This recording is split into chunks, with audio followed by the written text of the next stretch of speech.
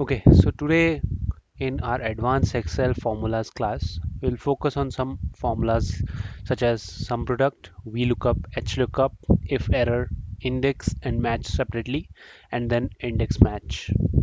So let's start. First of all, we'll see how IFError works. So IFError is a formula which gives us the results apart from the normal ways of working, like apart from the normal formulas.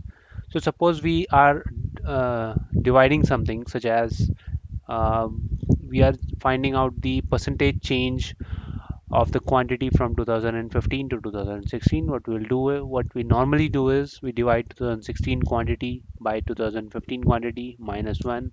This gives us a result. We change it to percent, and then this shows us the percentage change. But what if there is no value in 2014? What will happen? If I copy down this formula, it gives us a hash value error, and we don't want that. Normally, when we have longer tables, we generally drag down the formulas, and if that error comes, that's not super efficient. Instead, what we do is we'll place our normal division formula inside if error. So if equal to if error,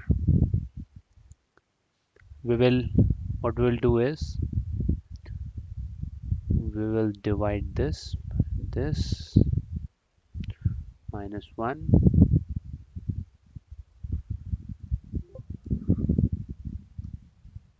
Sorry, if equal to if error, we will do the normal division, what we are doing, minus 1 comma, and the expected value which we want to come if there is an error.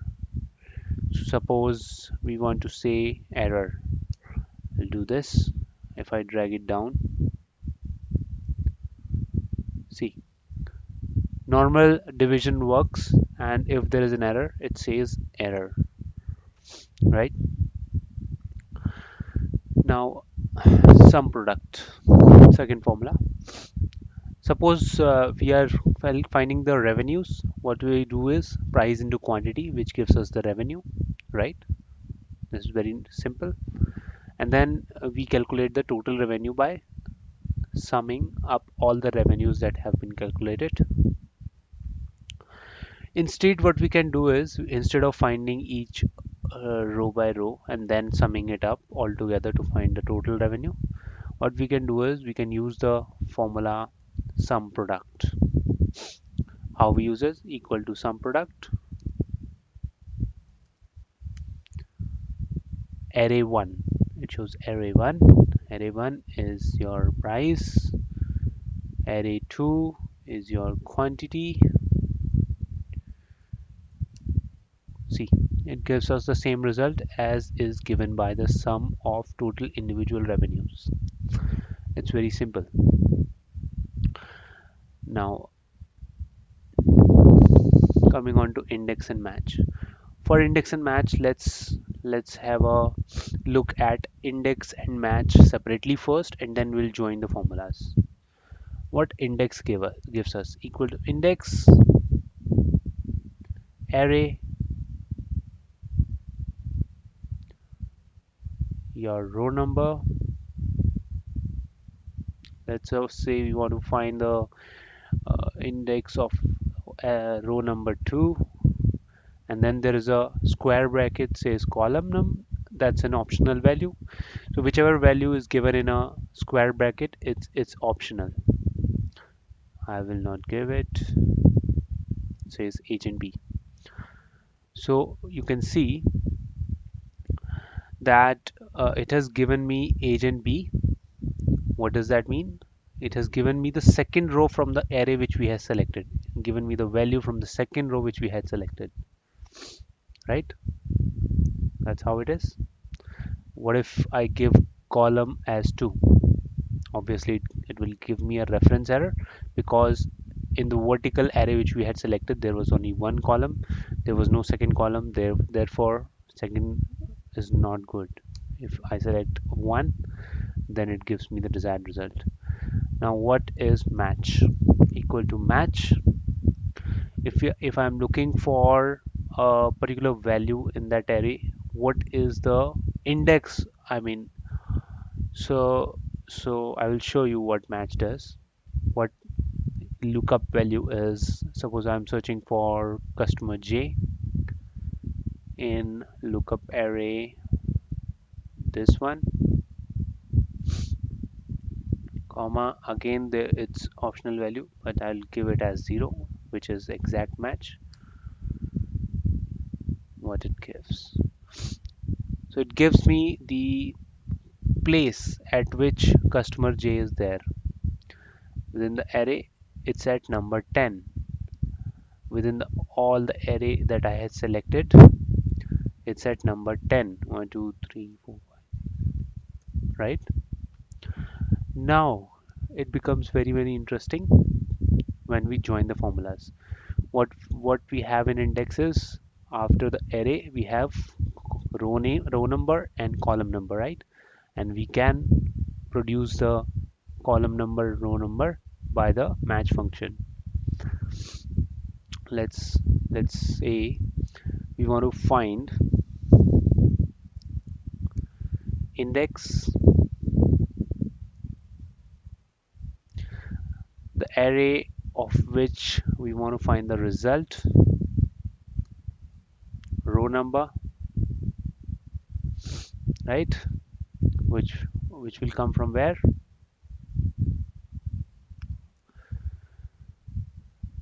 From the match function, comma,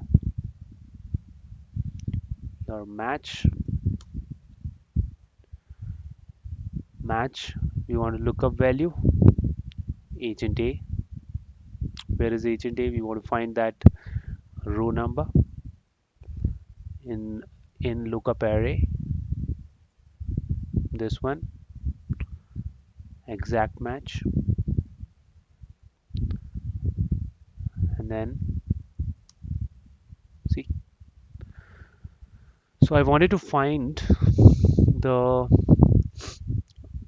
customer which agent J is serving. Agent J is serving customer cog J. Now you can say that we can do this by Vlookup also, right? We want to find lookup value is agent J, comma, we'll select all of the array. We want to find fifth column because we want to find the customer, and approximate match is also good, right? So here comes same value. So in this case, VLOOKUP and index match works same, but there is a big problem with VLOOKUP when it comes to finding the values of opposite, I mean the reverse way, in the reverse way. What if we want to find the agent related to a particular customer? And so in this example, what if I want to find which agent is serving customer M? In the previous example, we found is which customer agent J is serving, but now we want to find which agent customer M is being served by. That's the challenge. We will use normal index equal to index. We'll use our column from which we want to find the result of. We'll match I10, which is customer M, in your E5 to E30, and your, let's do it together, equal to index. From where do we want to find the value? From column A, and now equal to match. We want to match customer M in this array, comma, 0, exact match. We missed a comma, that's why it took it itself. See, agent M, right? Now we can use multiple index match, as in if I want to find a row, we can give it by this.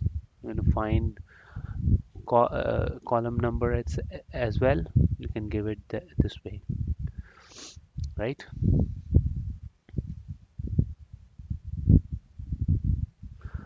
VLOOKUP is, you know how VLOOKUP is there. Now HLOOKUP, if I want to see agent B, comma, table array, comma, I want to find the price, right? This is how HLOOKUP works. Thank you for watching. Meet you next time.